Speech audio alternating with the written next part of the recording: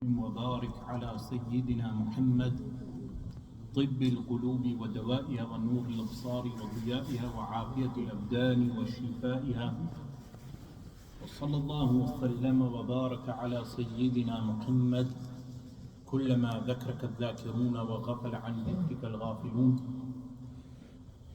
The day and age we live in today is a day and age of inversing an inverted society that attempts to reinterpret everything which is well known, everything which we take for granted, and turning it upside down, making it topsy-turvy, to the point that young children in schools are now taught that if the boy feels like a girl, he is a girl, and if the girl feels like she is a boy, she is a boy. And living in such inverted times, it's not sufficient for people just to hear speeches on Gyarni Sharif or just what we hear regularly. They need to know more, because Al-Quran Al-Kareem has depth, and the Sunnah of Rasulullah sallallahu alaihi wasallam has depth. Rasulullah sallallahu alaihi wasallam foretold every tribulation that shall occur. And when we turn to Al-Quran Al-Kareem and the Sunnah of Rasulullah sallallahu alaihi wasallam, we find guidance with regard to everything in this age of inverted confusion. Inverted confusion to the point that young people, they cannot concentrate and read a book. They need to watch TikTok in order to understand life. And if they watch a 30-second video, they believe they have understood the complexity of what surrounds us. Some people, they think they understand the complexities of modern life by watching conspiracy theories, or what the establishment may refer to as conspiracy theories, when in reality, don't let the sound distract you. Look towards me, inshallah. Because if your attention spans are distracted by small sounds like that, then how do you expect to re-establish the Khilafat? Yes? What's a small distraction at the back? That the complexities of the world that we live in today are an amalgamation of historical facts, the interactions of different peoples and cultures, and that complexity reaches us today in the state that we live in. Some of us may have been born only 10 years ago. Others may have been born 15 years ago. And you are born into something more complex than just a matrix. You are born into a place of which cannot understand itself. It's a complete mess. That if a man recently, someone was telling me just now, that a man raped 2 women, he's taken to court, then he claims to be a woman. So the judge places him in the women's prison. And then what do? This decision is disputed, so they remove him back to the men's prison. This is the confusion of the age we live in. So making sense of the world that you live in, some of you may think that the world we live in is normal. But many of us will remember that prior to 9/11, prior to the act of nihilism, self-destruction, which occurred on the September the 11th in 2001, prior to that act of nihilism, the world was a different place. But those who were born maybe in the 1980s, they would think that the world they were born in is normal. But if someone backtracks the time, they would go back to World War II, where the middle classes in Britain had to mix with the working classes, and they realized that the majority of the working classes do not even have clean hands to wash their hands in this country. They realize that the working classes do not even have sufficient money or wealth to even clean themselves. Yet this was the empire upon which the sun never set. And then you go 20 years back, you wind the clock even more, and you go back to the year 1924, and you have the formal abolition of the Khilafat. The Khilafat is formally abolished by a man who was known as Kemal Ataturk, Mustafa Kemal. And so many misguided Pakistani leaders today, they think Kemal Ataturk was a hero for Turkey. They do not realize that this Kamal Ataturk was the man who carved up the Uthmani Khilafah. He was the one who carved up and gave up much of the land that was left, even though he did defeat the European invaders, but he defeated them with concessions. So many concessions that everyone is talking about 2023 and the fact that Turkey can make levies against people who bring ships into the Dardanelles or the Bosphorus River. They can charge them money. That's all 2023 signifies for Turkey. But that deal and treaty was signed under Ataturk. And Ataturk was such a misguided individual that he banned the Quran in the Arabic language.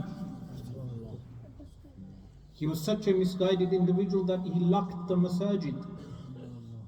And then you have populist leaders, people who have a popular support, maybe in Pakistan and other countries, who will go to the grave of Ataturk and place flowers and maybe even recite Surah Al-Fatiha for Ataturk, who was a kafir.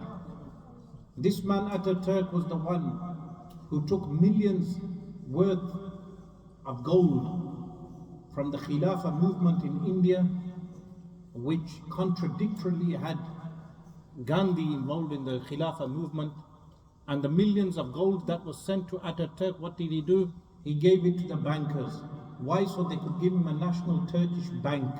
And what did they give him in replace of that? They gave him a paper currency. So he gave the gold away for a paper currency. This is Ataturk. And Ataturk was in charge of the abolition of the Khilafah. The Khilafah was something that governed the Muslim world, or the majority of the Muslim world, for 1300 years. Established by Sayyidina Rasulullah sallallahu alayhi wa sallam, who said, "Alaykum bi sunnati," you must follow my sunnah. Wa sunnati al-khulafa'i al-rashidin al-mahdiyyin min ba'di, and the sunnah of the rightly guided caliphs after me. Who were they? Sayyidina Abu Bakr as-Siddiq radiyallahu anhu, afdalul bashar ba'da al-anbiya, the most superior of humanity after the anbiya alayhim as-salatu was-salam, bi ijma'i ahli sunnah wal jama'ah, with the consensus of Ahl Sunnah wal Jama'ah, ala raghmi shi'ati wal rawafid, on the noses of the Shia and the Rawafid. And then, after Sayyidina Abu Bakr as-Siddiq radiyallahu anhu, the foundations were solidified by no less than Sayyidina Umar ibn al-Khattab radiyallahu ta'ala anhu, who was Khalifa for 10 years. And you just read the accounts of his Khilafah. Sayyidina Umar radiyallahu ta'ala anhu, the man who said that even if a goat dies on the banks of the Tigris River, then Umar is responsible. Meaning, even the death of a goat, the Khalifa, who is referred to as a shield, or the Imam, who is referred to as a shield, is even responsible for the death of a goat that dies on the banks of a river.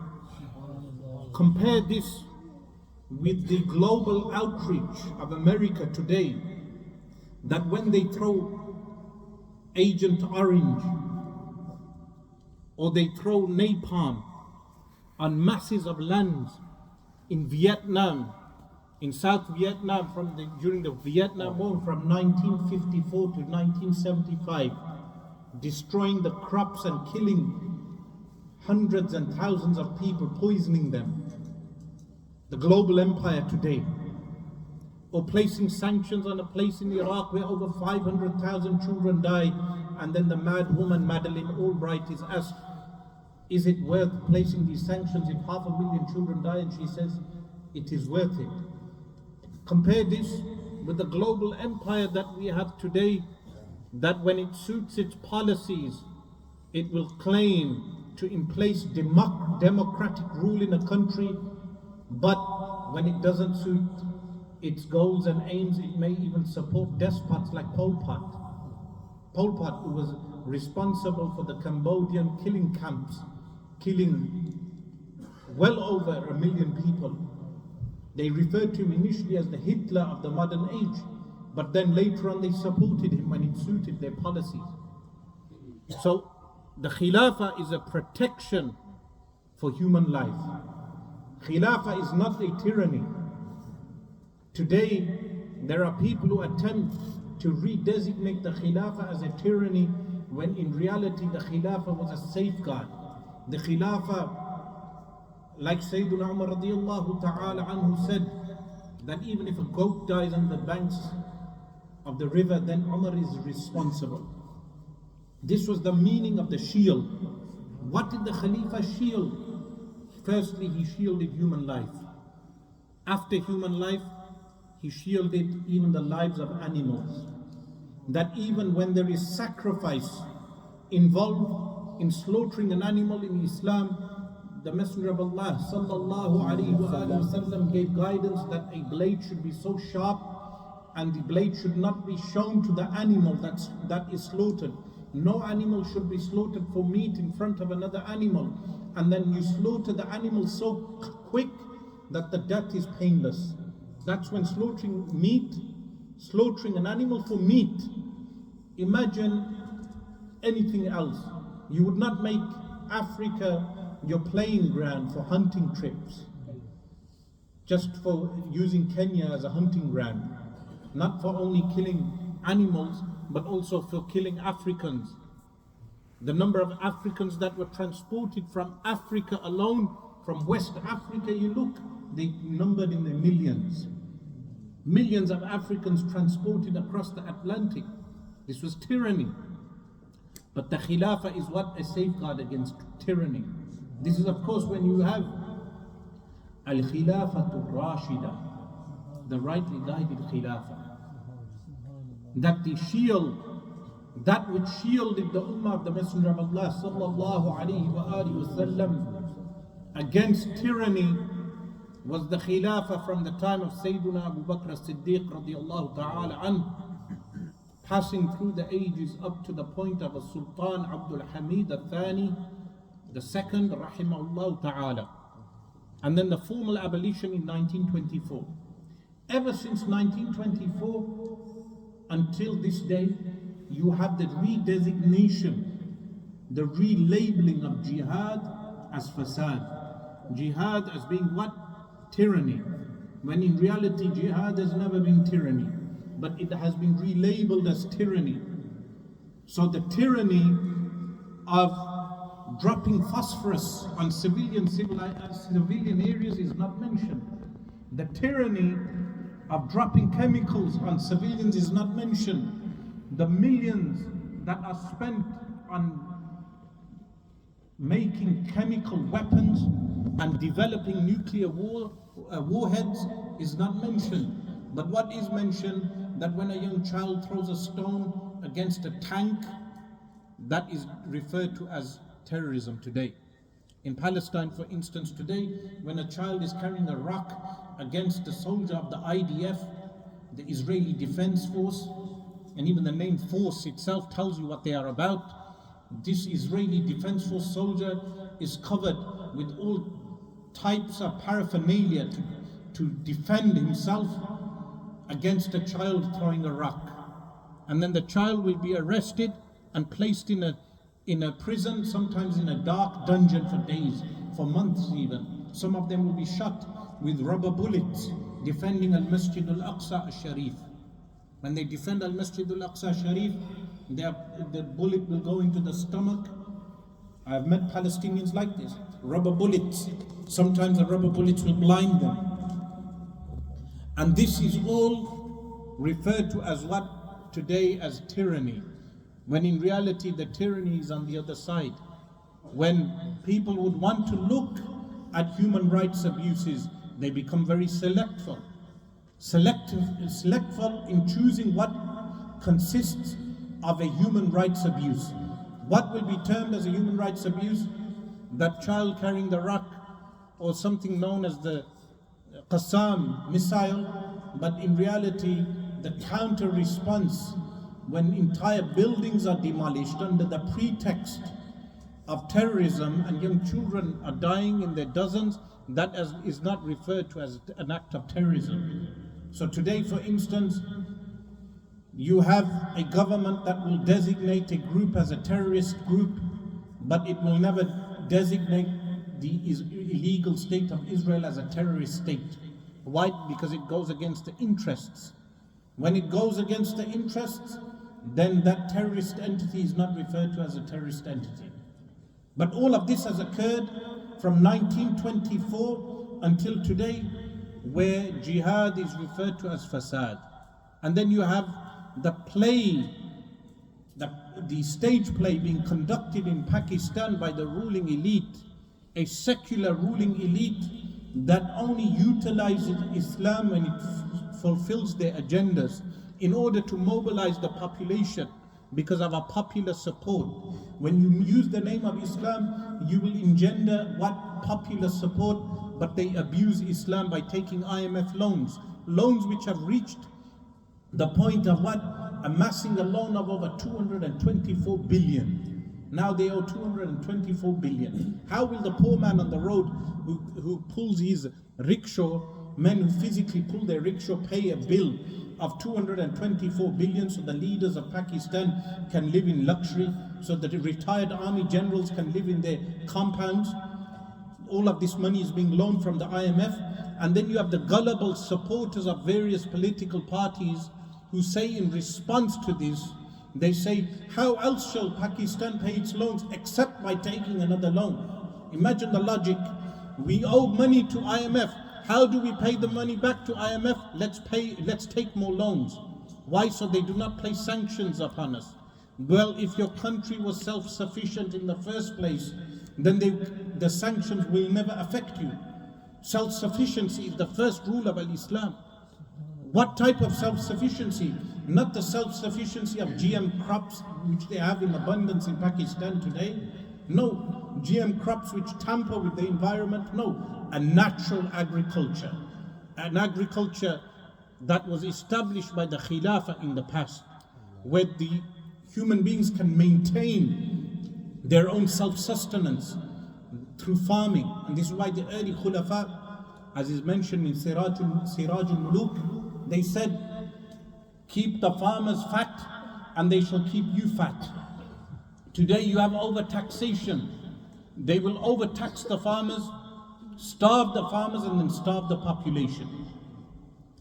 So what is the relevance of the Khilafah today for us as young Muslims? The relevance is this, that when you have a thought police which governs your schools today are governed by a thought police.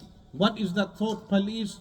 The thought police is telling you what to think, what to say, what you cannot say, not to express your freedom of thought and freedom of speech. How? That if you actually speak your mind, you are gagged with hate and being labeled as hate speech, when in reality you may not be promulgating or propagating hate speech. In reality you may be just speaking your mind. How many young children today cannot even exercise their freedom of speech? They can say things like a boy saying I am a girl, but they cannot say that for a boy to say that he is a girl is wrong. It is inherently wrong, genetically wrong, biologically wrong, scientifically wrong. The answer is they are stopped. So today it's essential that we as Muslims recognize our identity. What is our identity? Our identity is summarized in the story of Sayyiduna Rib'i radiyallahu ta'ala anhu. When the armies, and today people learn about football players, boxers, fighters, they learn about different types of people.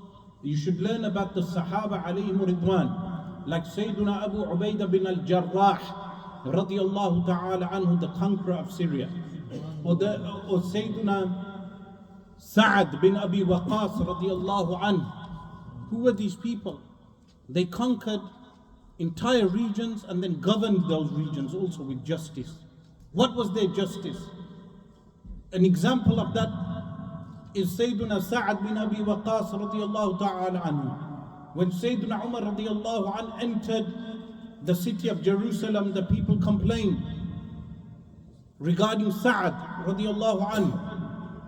They said that your governor, he was governing a certain region, that we see him, he's a good man, he does everything correctly, but we only see him 6 days a week, when in reality he should be present 7 days a week.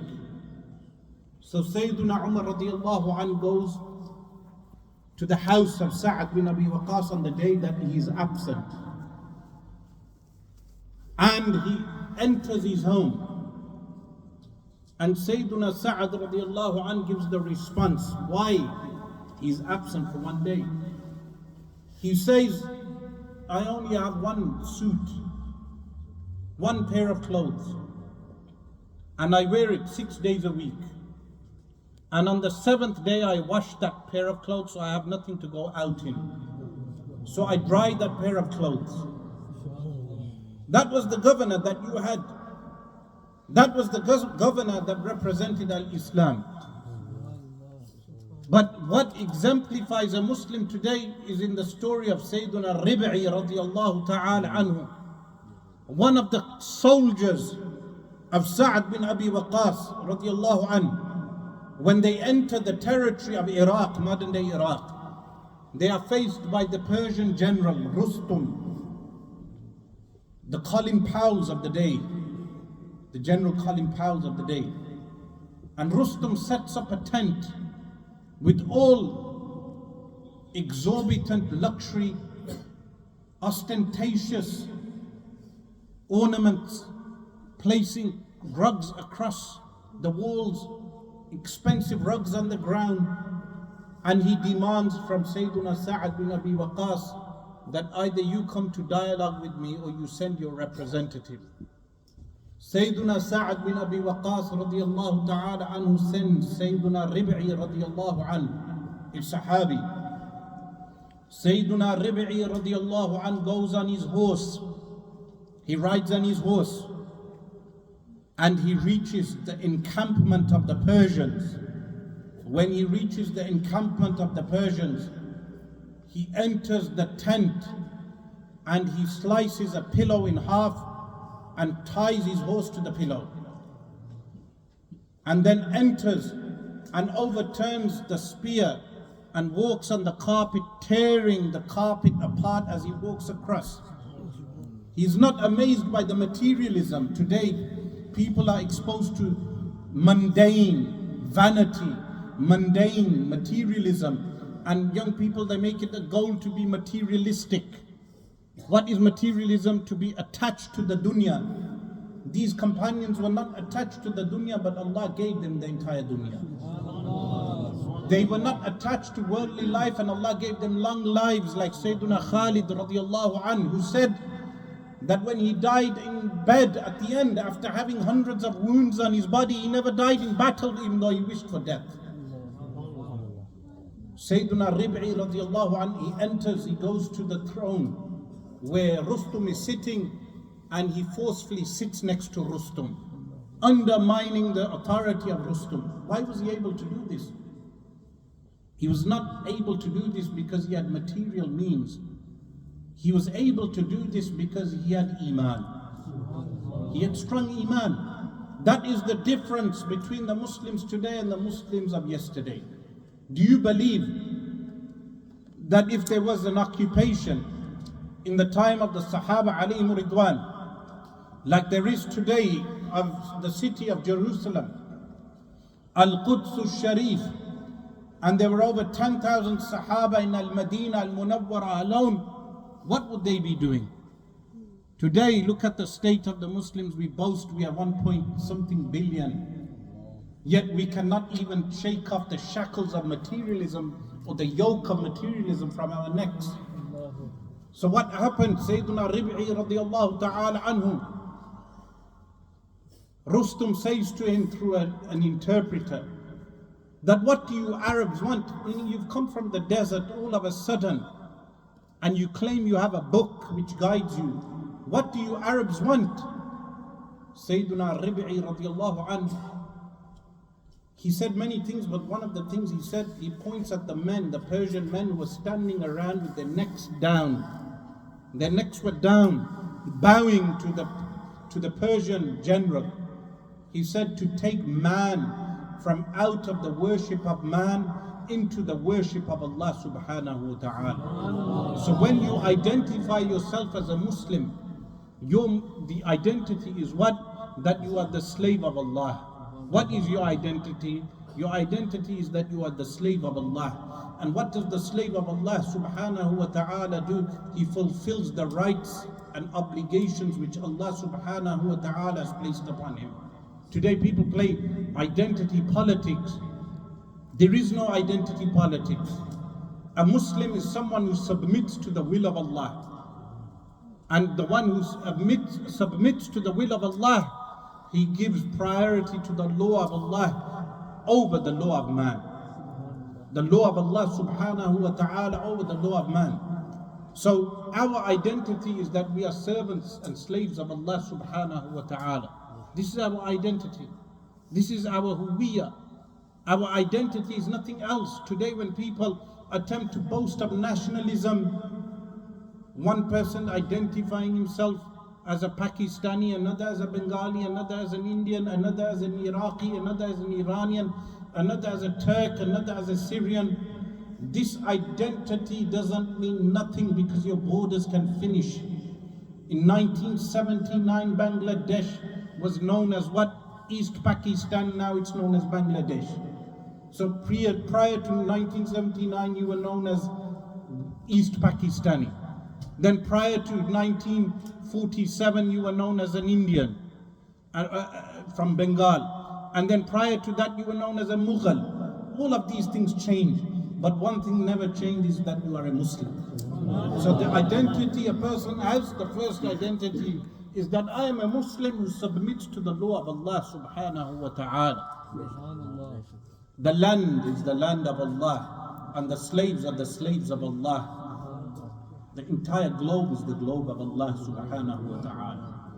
So when we identify ourselves, firstly we say we are Muslims, we are people who submit to the will of Allah. Our guide is the Quran. Our guide is Al-Quran Al-Kareem.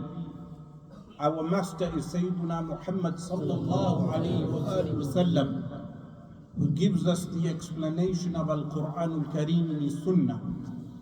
This is the Muslim.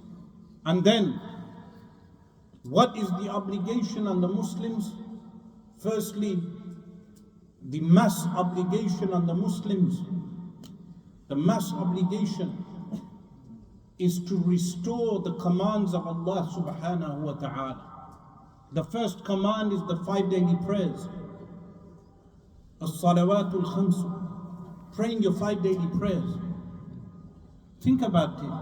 How many today in our country of Britain today, young Muslims, they identify themselves as roadmen.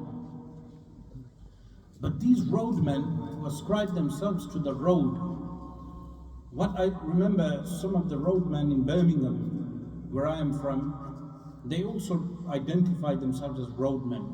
When talking to them, I said, how many of you roadmen are able to go now to Turkey, to southern Turkey, and pull out the dead from the rubber? They don't have the heart. Some of them smoke so much weed and cannabis, they probably cannot even run around the block. They cannot even pick up things. Their knees will start hurting because the number of takeaways they have been consuming. They probably cannot even last a minute in a proper fight. This is why they use knives. Meaning when discussing with them, I say, you last with me for 1 minute, we'll see. This is why you're using blades, because you cannot hold yourself in a fist fight. In one fist fight or a grappling match, you cannot last for a minute. So why are you referring to yourselves as roadmen? Do not be roadmen, be men of Allah. Be men of Allah subhanahu wa ta'ala. Real men look after their families. Real men look after their homes. Real men go out and work and bring back halal rizq for their family. Provide for their wife and children with halal rizq. When you're sustaining your children with haram, then they will come out as people of haram. And in the Urdu language, that's a swear word. In Arabic, it's not. if you add the ya to the word haram, it's a swear word. But in Arabic it means a person who lives on haram. If you feed your children haram, they will come out as haram. So real men are people who supply rizq, halal rizq for their family.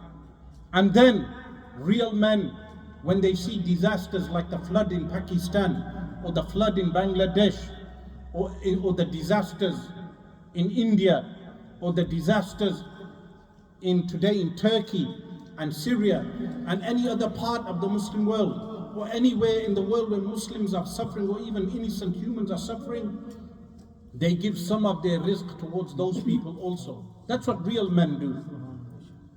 And then additionally, they go out and help those people by pulling them out of the rubber physically. Many people who go and do this, not for what is today's culture. What is today's culture of attaining fame and notoriety for doing good? Every little good thing a person does, he places it on social media. This falls into a riya, ostentation. Rasulullah sallallahu alayhi wa sallam said, ما ذئبان جائعان أرسل في الغنم بأفسد لدين الرجل من حبه المال والجاه. Narrated by Imam Abu Dawood and Imam Ahmad, that two hungry wolves that are dispatched into a flock of goats do not corrupt the religion of a man, are not more corrupting to the religion of a man than what? Meaning they do not destroy the goats more than a man loving two things. What is it? Wealth and mal, wal jah, which is what? Fame and notoriety.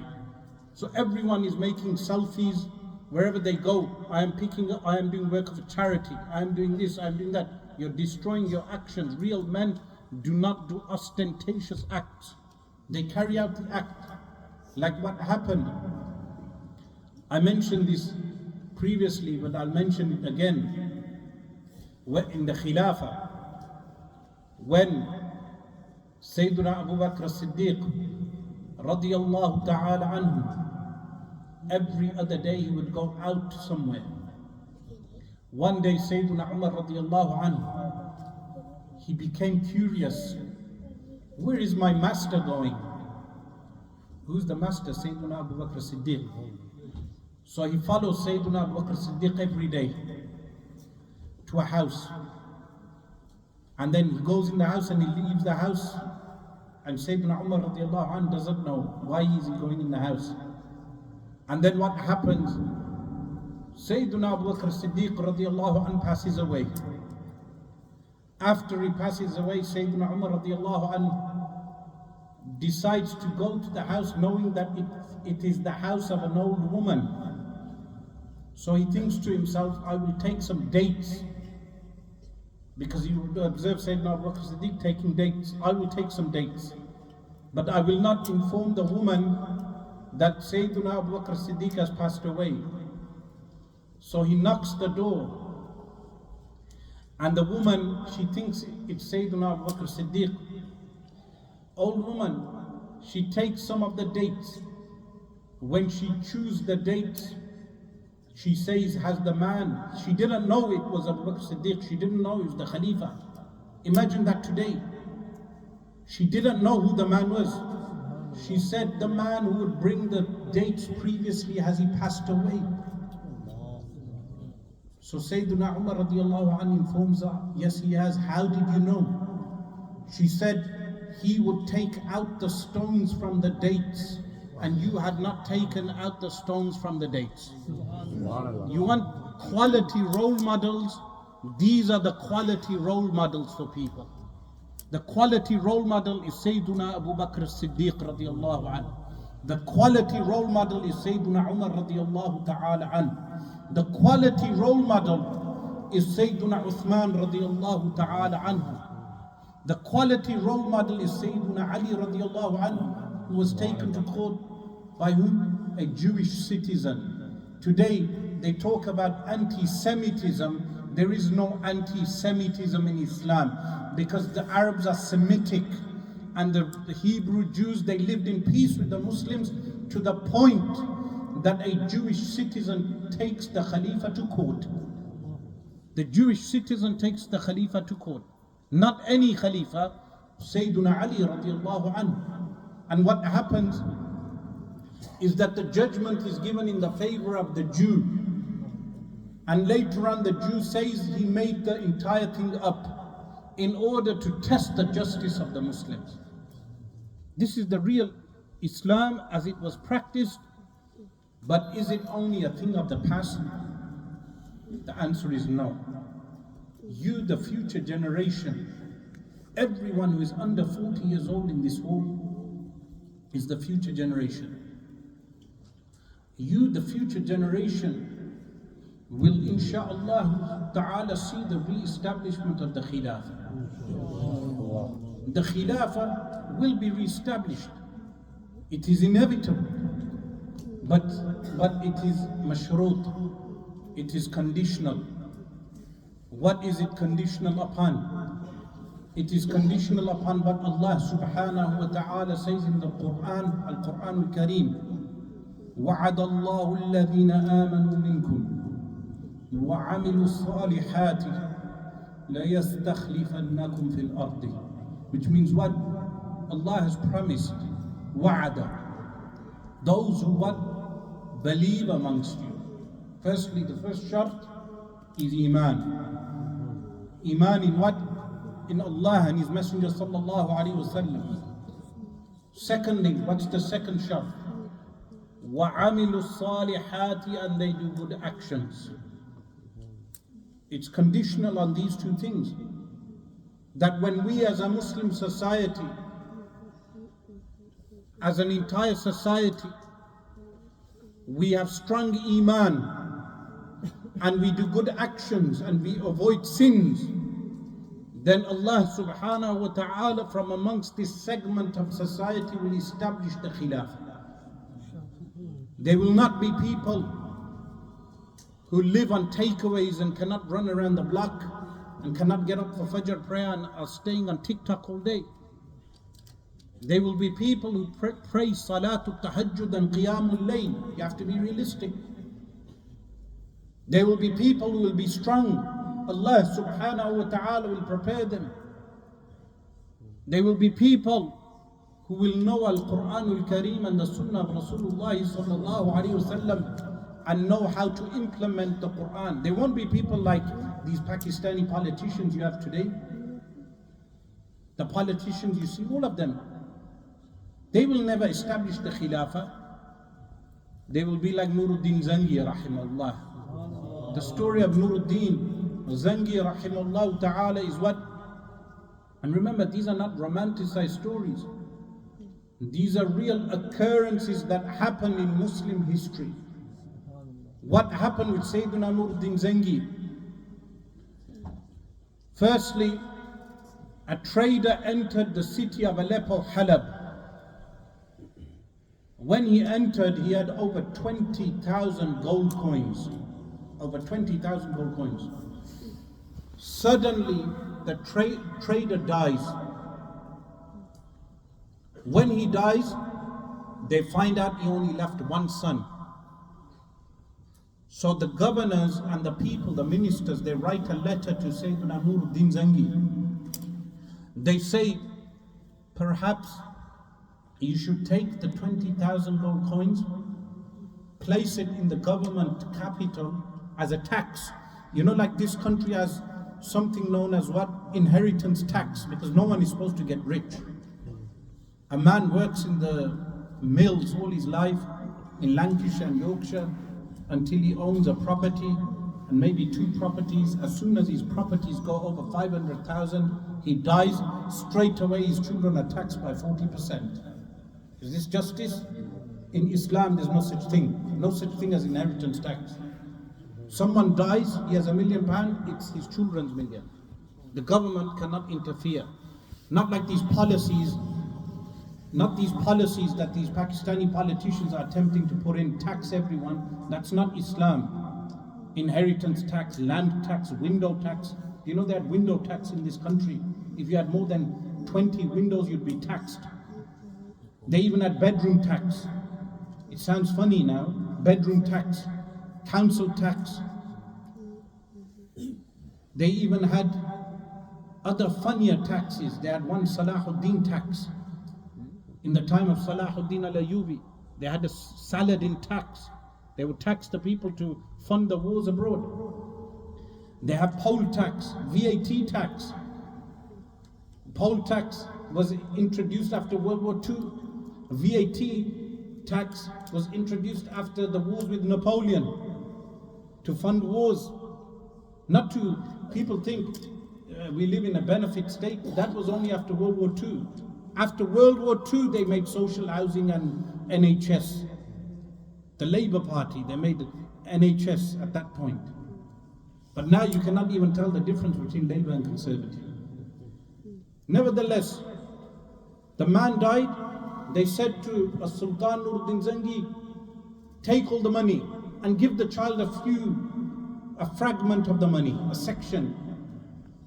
Sultan Nuruddin Zengi rahimahullah wrote back. He said, may Allah have mercy on the father who died. May Allah bring up the child correctly. May Allah curse those attempting to steal his wealth. We will only implement the law of Allah. The justice of Islam. That if you cannot understand Islam correctly and apply correctly, Islam correctly, you will never be given victory in battle. What do I mean by this? Today there are misguided people who are nihilistic in their understanding of Islam, who fall into the hands of Western powers to be exploited. Extremists who think Islam is mindless killing. Islam is self-destruction. You know the type I'm talking about, people who believe in strapping themselves with bombs and blowing up civilians. Terrorists. But they are what? They are nihilists, self-destruction. They have not understood Islam, and this is why they are never victorious. The Muslims of the future who will be victorious will be the Muslims who are like a Sultan Salahuddin al-Ayyubi. How? Imagine this. The Christians, Pope Urban sanctions the crusades against the Muslims. After 1066, this country, you all studied 1066, when this country was invaded by whom? William the Conqueror. They referred to him as the Conqueror. Really, he was William the Pillager. He pillaged England. And he killed so many people, and then he established the Doomsday Book. Why do they call it? They don't teach you this in history in school, do they? Yes? Meaning with my interpretation. Yes? So, the Doomsday Book, look at the name of the book, the Doomsday Book. Why was it called the Doomsday Book? Because he was to, and this is freedom of speech. Utilize your freedom of speech in school. The Doomsday Book was written in order to tax Britain till doomsday. That's why don't cry at Margaret Thatcher, the Iron Lady. We were taxed before Margaret Thatcher, before she closed the mines in 1982. We were taxed from that time. And then what happened? They even imposed the taxes everywhere else in India and everywhere else later. Why did they tax so much? To fund wars abroad. If you ask the question, why are we so heavily taxed in this country and in America and in Europe? The response isn't social housing. So many of our elder Pakistani Babe think that it's because of the NHS we are taxed. No, they tax you because they fund so many wars abroad. Most of the tax goes to nuclear funding, to funding nuclear weapons, to making armaments, to make battleships, to kill people. And then what happened in 1066, when they taxed Britain for 33 years, what happens in 1099? Which country did they invade? Go to school tomorrow. Is there school tomorrow? Yes? When you go to these mind-transforming, mind-reforming camps known as schools, ask them the question. The question is, sir, history teacher, sir, why is it in 1066 William the Conqueror conquered England, not Britain, England, and then only 33 years later they went and invaded Palestine. What is the intrinsic link? They don't tell you that part. They went and invaded Palestine. Why? Because Christendom was funding a crusade against Islam. So to fund the crusade, they invade England. Normandy invades England. Why do they invade England? In order to fund wars abroad. When they invade Palestine, the blood is up to the knees. The Christian conquerors go and slaughter everyone. They slaughter people to the point that they even slaughter Christian Arabs. So it was not a racial attack, it was based on ideology. They even slaughter, it was also racial, because they slaughtered Arabs. And then, how many years later is the city taken back?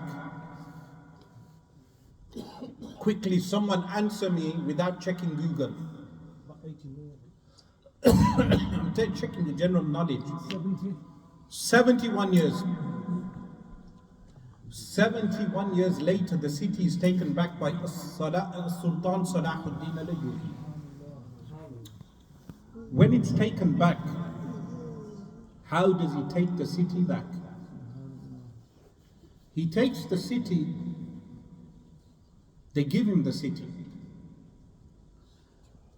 After the Battle of Hittin, he demolished the Christian armies in the Battle of Hittin, and then the city is taken. Does he destroy the churches? The answer is no. Does he kill the Christians?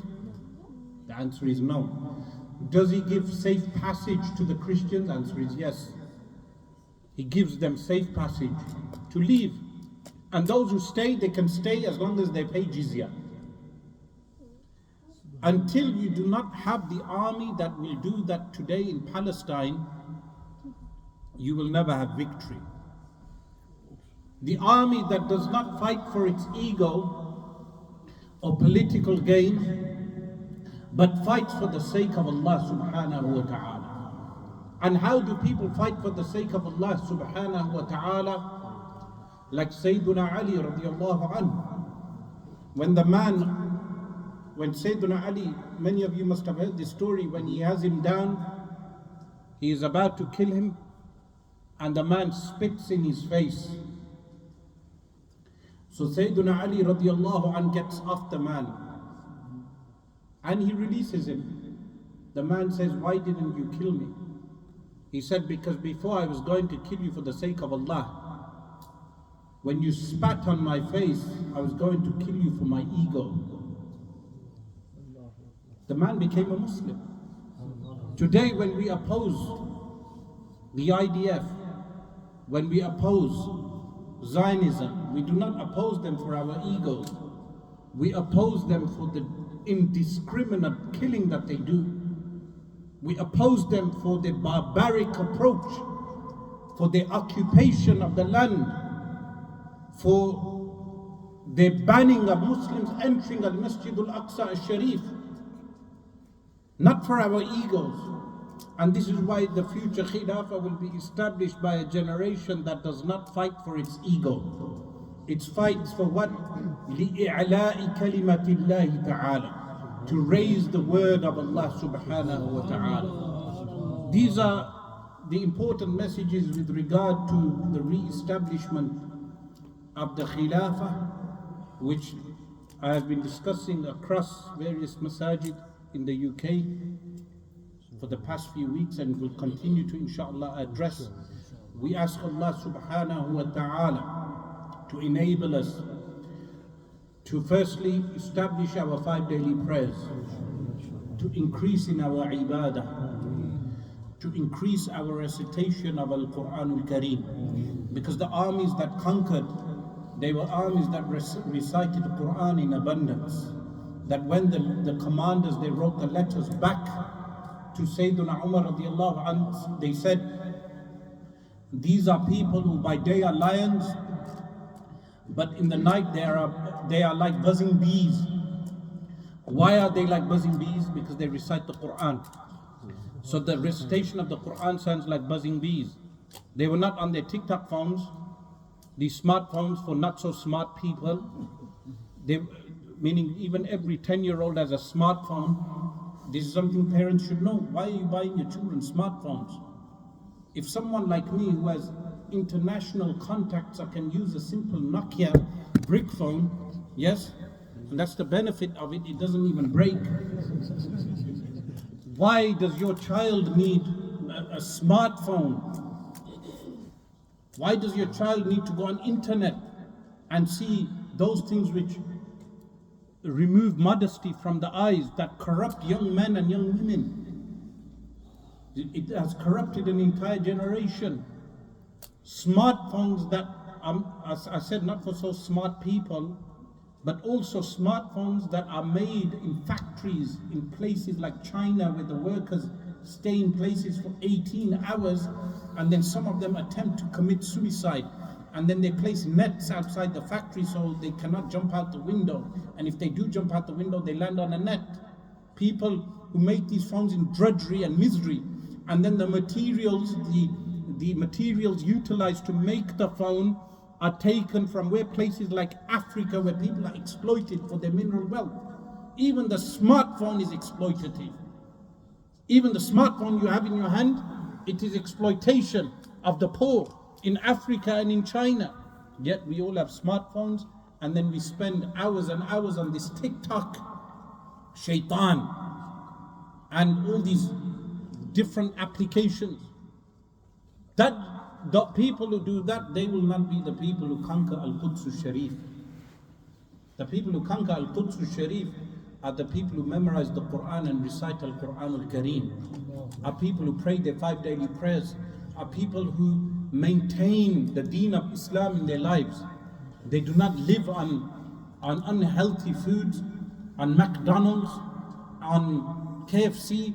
They live on good, pure food, homemade food. How many of you eat your own mother's food or your own wife's food? And nowadays you have daughters and wives who cannot even cook at home, that you have cafes and restaurants open till 11 and 12, and women and men sitting in those cafes.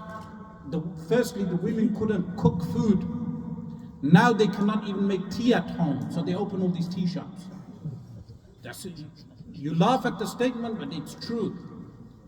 Firstly, the women became lazy in cooking at home. So everyone goes to restaurants. A guest comes to their home, they take him to the restaurant. Now the women have stopped making even tea. Some of them have deliveries for tea to the house. They pay £10 for a delivery of a cup of coffee. When you, with £3 or £4, you can buy a jar of coffee that will last you the entire month. Then they complain about the gas and electric bills. This is the state of the mind of people. And then they cry about Putin and his war in Ukraine, which is a subject for another time, inshaAllah ta'ala. I ask Allah subhanahu wa ta'ala to give us our aql, our minds, and nur al-iman in our hearts. Allahumma nawwir qulubana bil-iman. Allahumma nawwir uqulana bil-nur al-iman ya Rabbal alameen. وصلى الله وسلم وبارك على سيدنا محمد.